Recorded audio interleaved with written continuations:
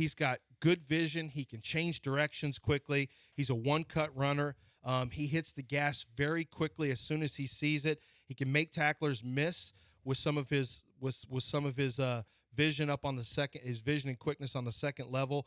Very soft hands, as I mentioned, and only had one fumble in 608 career carries, which is terrific. Wow. So ball security is big. He can play on all three downs. He can make you miss. He processes well, is quick. I think this is a really good pick. He's got to stay healthy, but I think this is a really good pick for the Texans.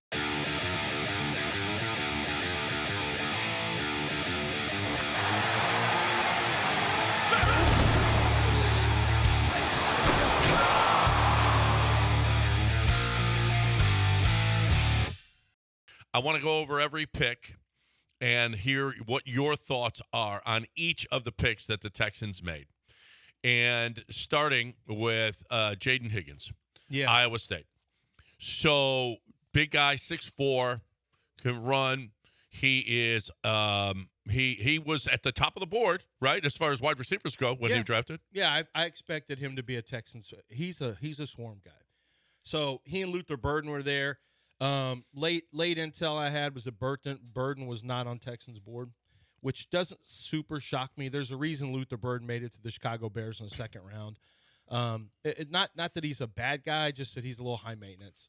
And, wide receiver, high maintenance coming in. I was off him after the second, third game of the year. You said that you could see the body language. Although I thought the Texans might take him because he's as talented as it gets. Super talented. First-round talent. But I don't think they're going to sacrifice talent for character at this stage, football character at this stage. I think they want to find the right guys. And if they need to take a shot at somebody later on after they built it, they will. But they're still in a little bit of a building phase right now. That's one of the things they got a lot of pieces in place. But on the offensive side, they're still building. And Jayden Higgins made a lot of sense. There is some, people talk about replication with Nico Collins. There's some. They play similar, but I don't really care.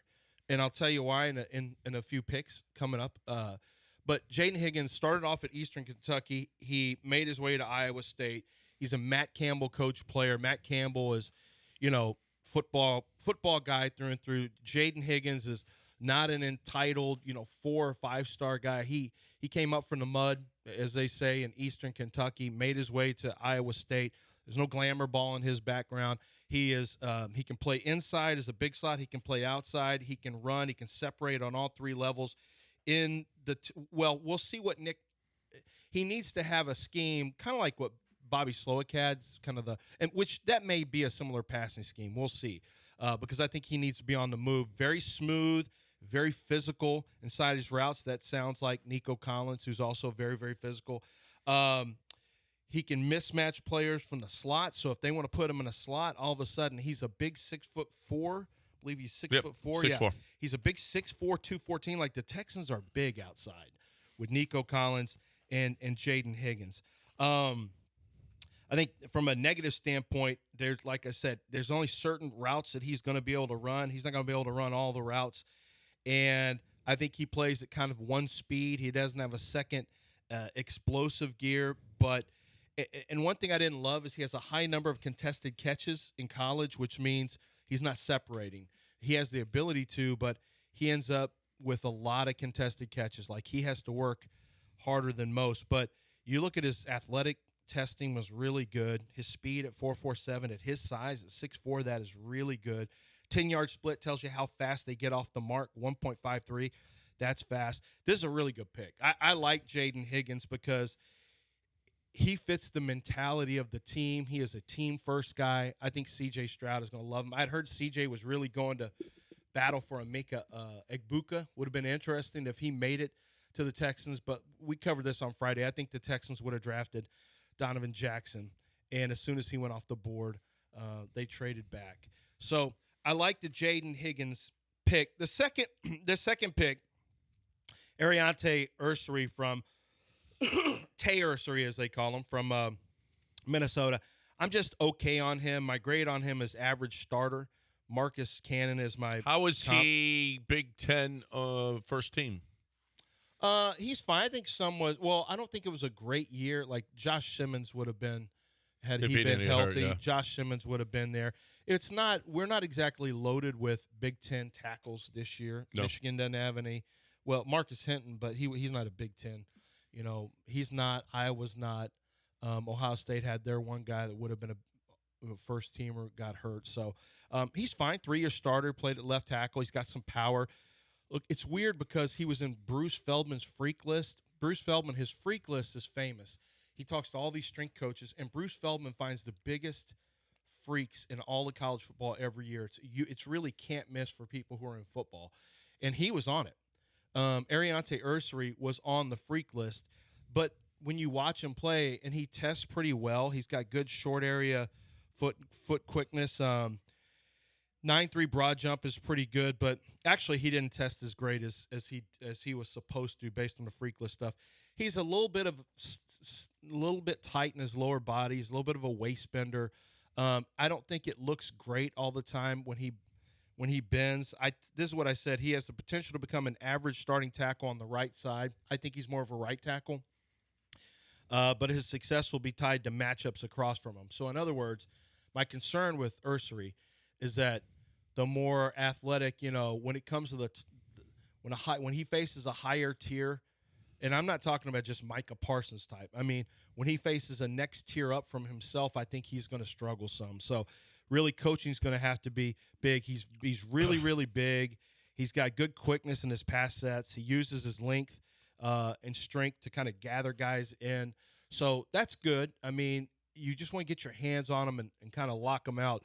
But I think there are some limitations there. And I think he's, once you got outside the first round, there's a reason I said once you're out of the first round, I think the tackles get a little dicey. I think the Texans were looking at him and Ozzie Trapillo from Boston College, who the Bears got, who I also think is a right tackle only. I don't know what the Bears are going to do with him because Darnell Wright's already over there. So Ersery fits a need.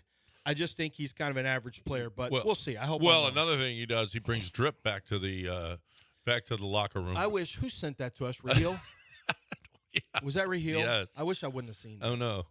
For those of you didn't see, he's drippy. He's got an Instagram with a lot of fashion stuff, and I'm like, oh no. So as soon as you get picked, they go right to your Instagram and they find Raheel does. I know. Well, or yes, I mean, or he saw it somewhere. That wasn't Raheel. That was me. That was you. Thanks for nothing, Dell. Yeah. You know why because you got to? Wait a minute. Is that AI? That's not our That's tackle. AI. That's not our tackle. It's not AI. It's your new tackle. Well, we lost some drip, so now we got some back. Well, I just didn't think he was a drippy guy. Watching him play, he didn't feel drippy. Well, and then I see his Instagram stories that Dell sends that Dell curated for us. Yeah. And I'm like, nice job. No. Dell's, you know what? He worked for AI. Dell, he knows how to do stuff like this. He's a lunch pail guy, Dell. Or I just go on the internet and see someone who grabbed it first and I sent it to you. I didn't do a lot of work there. What did they say? What did the person who grabbed it say? It's pretty much, well, look at our new tackle.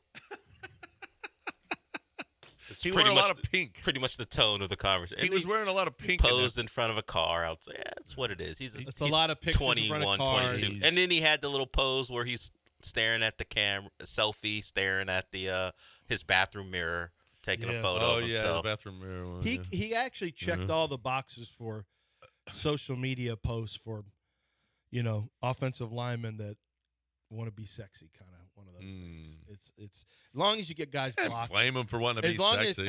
As long as you protect our quarterback and you get guys blocked and you work hard, I don't care about the rest. I really don't. Well, I mean, they cared about Tunsil. They seem to care. Well, that's because he just wanted to get in, get his check. We lost some drip. We got some back though, so we're good. We good. And we don't know what Cam Robinson likes to dress like, do we? Well, and Ed Ingram. Haven't you gone to his Insta? I didn't go to this guy's Insta. It was just on Twitter, and I saw it. I'm not going to Cam Robinson's Insta.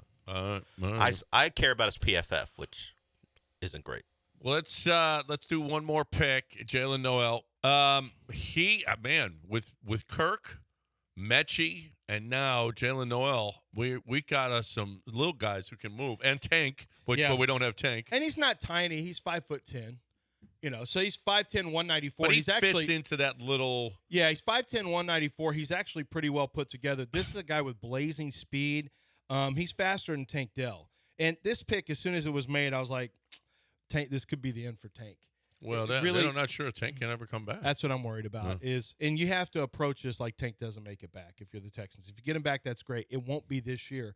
So you'll already be on Tank's 4th year, which is his final contract, his contract year, and we don't even know if he's going to be fully healthy for that year. So I've heard it's not. Listen, great. he had almost 1,200 yards. Higgins had almost 1,200. We need Rocco Becht is what we need. That's what we need. This guy, so maybe that's our next year. We take Rocco Becht. I don't want Rocco Becht. He's got great. He's really fast. He's a 4.39 40. Very explosive at a 41.5-inch vertical leap, 11.2. Like, all of his testing's off the charts. Even his bench press, 23. He's repping like offensive. There's a lot of offensive linemen repping 23. 23 bench reps is a tremendous amount for a wide receiver. Mostly they're like 14, 12, 14. He hit 23 reps at 194 pounds. He is mega twitchy. He is a really fast, explosive wide receiver and kick returner. Very good kick and punt returner. So right off the bat, he's going to come in and he's going to start returning punts probably. He needs to be a little bit more consistent with his catch focus. He'll have some drops here and there, and his routes need to be sharpened up. But his play speed is consistent. He's really hard to keep up with. He can separate out of turns. He gets open.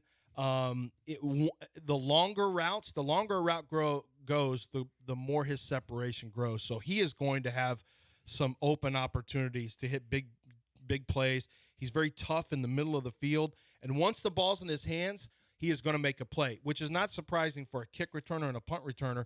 You just want to get the ball in his hands. And once the ball's in his hands, he's got home run speed and he's got wiggle to get by you. So he solved that punt and kick return. Oh, yeah. No, this is a twofer. This is a guy who will compete for Tank's job. Because there's a lot of wide receivers in that room right now. There's a lot of wide receivers in that room. No, Metchie's going to have his hands full making this team. Metchie's going to have his hands full. Jaylin, Noel, he fits 2 bills. One is the speedy field-stretching slot, which they like to have, and the other one is he's a punt and kick returner. Like, there's a tremendous amount of value here with him. And, he's tough, willing to work into the teeth of the defense. But the other thing is he's fast. So you need the tough stuff. You need the fast stuff. He's super twitchy. And he's another Iowa State guy. He's a worker. Mm-hmm. So really, I love this pick when I saw it. He was a real riser. A lot of people liked him a lot. I guarantee you the Texans. As a matter of fact, I think Nick or D'Amico said that. I think Nick said it. They got a lot of texts when they drafted him from teams. Everyone I talked to loved Jaylen Noel. Oh, cool. Everybody. That's great. All right, so the Texans draft first in the second round, Jayden Higgins, and then Aireontae Ersery with their second pick, the offensive tackle of Minnesota. Another Iowa State wide receiver, Jaylen Noel, goes with their third pick. Jaylin Smith was a bit of a controversy. End of the third round because I seen. Well, you didn't have a. Late. Yeah, I thought he was more of a backup. I had a late round grade on him. So third round, 97th overall, bit of a reach, but well, you explained to somebody that said, "All right, Lance, tell the truth because you didn't have him up there in the third round." The Texans screwed this one up, and you said, "Well, I didn't have him taking Kalen Bullock.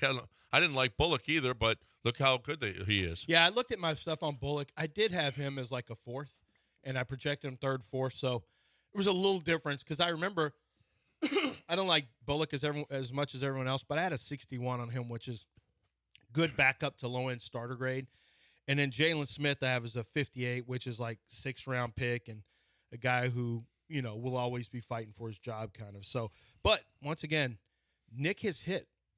Nick has hit, and they've coached him up. So until they prove me wrong that they don't know what they're doing with DBs. They know what they're doing with DBs. Up to this point, it's been very good. Yeah. And I think D'Amico's a big part of that. Obviously, D'Amico's a huge part of it. So 3-year starter, and the measurables are just kind of average. Is that what? That might be one of the things that they really like, a 3-year starter. Oh, yeah, 3-year starter, but he's not real big. He's under 5'11". He's under 190 pounds. He has really short arms, less than 30 arms, which is very, very short. His speed was pretty good, 4.45, but his 10-yard split is a 1.6. Like, that means he doesn't have burst. his first 10 yards, it takes him a while to work up to a speed. The vertical jump and there's no explosive traits there. That's why I was really surprised. Guys who test like this with this size, you have short arms, you have a lack of ball production, and I was just very surprised. You can't lean on ball production, you can't lean on explosive athletic traits, and he doesn't have the measurables in terms of the size and length. So usually you check at least two of those boxes if you're going to be drafted on day 2. And he doesn't have any of them checked, which was a little surprising to me. The good things I said was, he's played safety, he's played nickel, he's played outside corner spot. So he's played all over the defense. My guess is they're going to have him as a backup nickel, I guess, maybe as a safety. It's just depth, though. I mean, they were so thin last year. No, I talked to another team who said, no, Lance, he's good. They said he's good. You play him man-to-man, and he'll be absolutely fine. And that's why when I looked through my scouting report, I said when he plays off coverage, he can't stick with routes. When he plays clingy man press coverage and he's from the snap, he's on top of the guy, he's way, way better. I said clingy and press man coverage thanks to body control and route feel. So he stays with routes when he's man-to-man.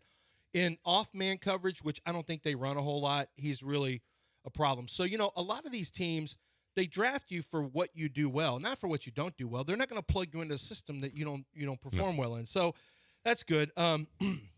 He's a much better tackler last year, and he's a really good special teamer. He can be jammer, he can be gunner. So they're drafting a guy that they also see as a special teams player. He can play a couple different positions, which is good. Doesn't really have the size to start at both positions, like safety or nickel. But we'll see. We'll see what happens. I think for me, he was more of a pick you'd see in the 6th or 7th. But the team I talked to said, no, he's a pretty good player. He's more like a 4th-round pick. Yeah. So I said, okay. Well, he ended up 3rd, 97th overall at the end of the 3rd round. We go into day 3 of the draft, and the Texans in round 4, 116th pick. Woody Marks, running back from USC. Woody Marks is a good player. Yeah. Good player. I think, from what I understand, I got to look up my. I saw him in the first game of the year against LSU, and he's an ass. He's shifty. He's very difficult. He can catch out of the backfield. He's good. I mean, I think, God forbid anything happens, I think you have a replacement for Joe if anything happens. You do. To me, he was one of the most solid guys, not talked about enough. Woody Marks has size at about 5'10" and close to 210 pounds. Pretty good size. He catches everything out of the backfield. Man, this guy has vacuums for hands. Really, really impressive. He started off at Mississippi State, went to USC. He's very patient. It's funny, I've only got 4 weaknesses. I wrote him up kind of early in the process, and I was really impressed with him. I've got a very good backup grade to low-end starter grade, so I completely agree with you. He's got good vision. He can change directions quickly. He's a one-cut runner. He hits the gas very quickly as soon as he sees it. He can make tacklers miss with some of his vision up on the second, his vision and quickness on the second level. Very soft hands, as I mentioned, and only had 1 fumble in 608 career carries, which is terrific. Wow. So ball security is big. He can play on all 3 downs. He can make you miss. He processes well, is quick. I think this is a really good pick. He's got to stay healthy, but I think this is a really good pick for the Texans. Really good pick. He's much more dynamic as a 3-down option than Dameon Pierce. We all love Dameon Pierce, but Dameon Pierce is getting ready to go into his 4th and final year. He may not make the team this year. They may go Dare and Woody Marks and Joe Mixon. I wouldn't be surprised. They could keep 4 running backs, but only 3 would suit out on game day. So, Woody Marks, since you got the kick and punt returner as well now with Noel, maybe Jaylin Smith is a gunner. Pierce was returning kicks, so maybe that's not going to happen anymore. Although you still need a little bit of depth. This may be the end for Dameon Pierce. But what's the new OC? Is this offense going to be better for Dameon Pierce than it has been? Yeah, I don't know. I mean, gap scheme's better than zone scheme for him, so that's true. But but they're drafting a year ahead. Like, they already know they're not bringing him back for a second contract, so they could get rid of him this year, and all of a sudden, you got another 4th-round pick. It's a little bit cheaper. You can get a running back. I mean, it's just the way it is. You don't have to finish out his contract. They cut him. You have a cheaper option, a younger option, who's a little bit more dynamic on third downs, who doesn't fumble, which has been a problem for Dameon Pierce. That's true. Fumbles. So coaches really hate fumbles. So I could just see this being a replacement for Pierce rather than letting him walk in free agency, which they still could. They still could keep him around on the roster, but keeping 4 running backs is going to be a little bit tough. Yeah. Except for the fact that Pierce does return kicks. He actually has had some success in it. Yeah, he does. No, yeah, he's got absolutely. some success. Jaylen Noel may just be a punt return. Jaylen Noel may just return punts because if he's playing, which I think he's going to play, I think Jaylen Noel is not going to sit. Well, if you're going to keep four running backs, then yes, he has to return kicks. Yes. All right, Jaylen Reed, the safety from Penn State. Traits. That's a traits guy. Yeah, traits guy. 6 foot, 211 pounds. He's big. He's physical. He can run pretty well. 4.49. Can play on special teams. He does a good job of getting downhill and making slipping blocks for the tackle. He is a good box safety. Like, what he does is he has an impact on the run game more than pass game. He can see route developments pretty well from some zone coverages. I think his issues is he had mental mistakes when I watched him play that really cost his team. His play speed and range over the top is just kind of average. He ran a 4.49, but doesn't always play as fast when he plays on top. So to me, you have to play him forward, Jimmy Ward style. He's not going to be in the back. He's going to be playing forward. You want him playing downhill. You want him around the box, supporting the run. He's a run support guy. How's he going to get on the field? May struggle the first year. Special teams. He'll be a full-time 4. He's going to be a 4-phase special. He makes teamer. the team. Kick return, punt return, kick cover, punt cover. He's not going to be on the practice squad. No, not as a 4th rounder. He'll make the team. He'll make the team. We got to see. I have to see what the roster looks like. He was 6th rounder. But, wait, was he 6th? 6th. You sure? Yeah. Oh, well. Number 187. Oh, yeah, that's right. Because they didn't have a 5th. No. Oh. I think he'll still make the team, though. He's got really good traits, but you know what? I have to look at the roster because, once you deal with 6-rounders, it's a little. And they got a few of them. Now, I had a 4th round. I projected him going in the 4th round, 4th, 5th. So for them to get him in a 6th round is pretty good. Looking at the safeties, that's one position. Chauncey Gardner-Johnson, Kalen Bullock, MJ Stewart, Jimmy Ward. I don't know. Yeah, so they could keep 5 last year. Looking at the archives last year to start the year, let's go 10-24. They had only 4 safeties, so yeah, that'll be interesting. Yep. They may, that may be one of the things he has a hard time, unless MJ Stewart doesn't make the team. Yep. Because Jimmy's making it. Chauncey Gardner-Johnson's making it. At some point, though, Jimmy, you never know. Yeah, no. Jimmy could be a cap casualty. Well, no, I don't think he'll be a cap casualty, but I do think that you got to have somebody ready because Jimmy might go down. Well, I mean, Jimmy's always hurt. Yeah, that's what I'm saying. Now, Davis Mills is going to be a free agent after this next year. There's so many quarterback needs out there. There was a rumor that they were looking at Quinn Ewers. And that some people I would rather have Quinn Ewers sitting on the bench than Graham Mertz. It's just a rumor that there's some that they were looking at Quinn Ewers. Wouldn't you rather have Quinn Ewers? Somebody in the building than said, Graham Mertz? No, thanks. Well, than Graham Mertz? I would 100% rather have Quinn Ewers. Yeah. Yes. Well, why? Then why? Why? There's a lot of Shador talk. You know what no one talked about? This guy was 21-4. Yeah. He beat Saban in Alabama. He played a much tougher schedule. Played against way tougher competition. Yeah. He went to the college football playoffs 2 years, played through an oblique injury his entire, most of this last year. He started 3 years. Look, I've got my issues with Quinn as a football player, but Quinn Ewers' profile is much higher than Shador Sanders. Much higher. Yeah. If you really want to know the truth, record's better. The performance against better teams is much better. Quinn is Quinn's got some things that are very positive in his. But now, I didn't think, to me, if you just go Sanders versus yours, to me, it's definitely Sanders over yours. But what I'm saying is there was no teeth gnashing or hand wringing over the Quinn Ewers fall. Quinn Ewers was drafted after two guys who have active ACL tears.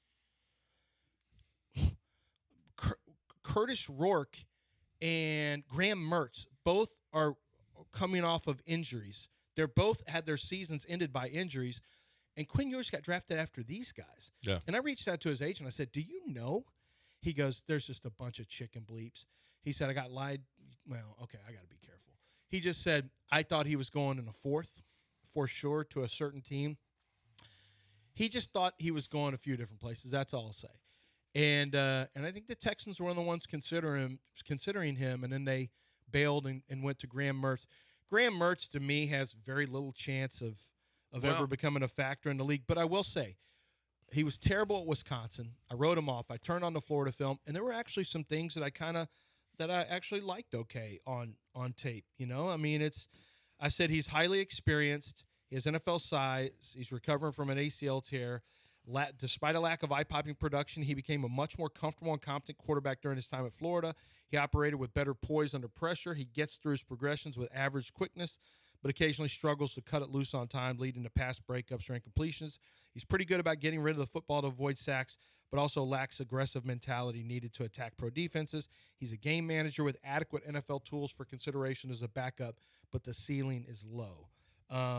So the only thing about this is, does he open the door for you to possibly trade Davis Mills? Now, listen, we've joked plenty about trading Davis Mills and what you can get for him. I don't know that you can get much for him, but when Mason Rudolph is your number one option, maybe Davis Mills would be nice in a Steelers uniform. They won't touch him. Aaron's going to go there. I think Pittsburgh feels confident Aaron's going there now, just behind the scenes. And that's one of the reasons that they were able to get away from Shedeur Sanders. I know. But no, I don't think so. I don't think Graham Mertz is good enough. He's a rookie. You don't want to have you'd rather not have a rookie in that spot. Plus, if they're going to play the comp pick game, they need some guys to walk away. You know what I mean? But he's got to be. You need free agents. He's got to get a lot of money for him to get a comp picked for him. He's a backup, but by the way, you can't pick up other free agents that'll cancel him. He could get $7 million in a backup contract, $7 million a year. Yeah, that's not crazy, and that'll get you. Yeah, that's that'll get you like that's a sixth round. That's potentially a sixth round pick, believe it or not. Depending on how things cancel out. So actually, I think this coming season, there's better quarterbacks though coming up in the draft. Yeah, there are. I think Graham Mertz. I don't know what Graham. I was surprised. Graham Mertz is there. They just give him a look, see what they like. You can get away from him early. You can cut him whenever if you need to. I think Davis Mills is the backup. Graham Mertz will be inactive most of the year. And I think they just get a chance to look at him.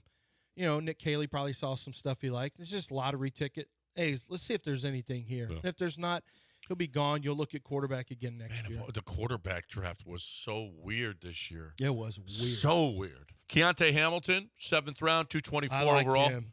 You do? Yeah, I like him. I didn't think he'd get drafted. I thought he was 7th to priority free agent, which is where he went. He was a wrestler. He was being recruited as a wrestler. So anytime you're a D lineman or offensive lineman, teams love wrestlers because they have great core strength and they understand leverage. He was being recruited to college in the Big Ten as a wrestler. That's a big deal. He plays with quickness and athleticism. He's not real forceful penetrator, so when he gets up the field, he doesn't really get in and disrupt as much as you want, and he can be a little bit inconsistent to anchor his gap. I mean, he's only 300 pounds, so he's not the biggest guy out there. He flashed some pass rush this year, but he doesn't have a whole lot of pass rush production. He's a good athlete. He's got some room for development. I think he's a guy that can make a team. He's somebody that teams kind of like as a late-round flyer. I was happy to see the Texans take him. It was a blah on Graham Mertz. Keontae Hamilton, I thought Keontae Hamilton was good. And then Luke Lachey, the tight end from Iowa, figured he'd be probably a fifth round pick. I think I projected him 6th, 7th. That's where he went. He can play in the Y. He can play wide tight end. He can line up. He's got to get a little bit better as a blocker. They all do. He's a practice squad guy. He's an Iowa tight end, probably a practice squad guy. Yeah, but he's an Iowa tight end. He's got some toughness. This team, yeah. It'll be tough looking at the roster, but he's a guy you stash, and I could see him, when Catoriano walks, Brevin Jordan walks, I could see him having a chance to be a third tight end potentially. He'll be fighting for a tight end 3, tight end 4 role. I could see him also just getting cut and just doesn't make the team. I mean, it could just be one of those years too, but not bad for 7th round. Pretty good value, and comes from a college that produces tight ends. Mm-hmm. A lot of tight ends come out of there. So, and they know how to block typically. A lot of white tight ends come out of there for sure. Well, they got two Matt Campbell players. They got a Kirk Ferentz player, and they got a what's his name that was coached in the Dell, the Rutgers head coach, the coach in the NFL. Forget his name. Yeah, Schiano? Yeah, Greg Schiano. They referenced all those coaches. Nick Caserio referenced those coaches. They're drafting players from certain programs that are known for being kind of football character, worker bee programs. So I don't think that's unintentional because they referenced it. Nick referenced it in the press conference. So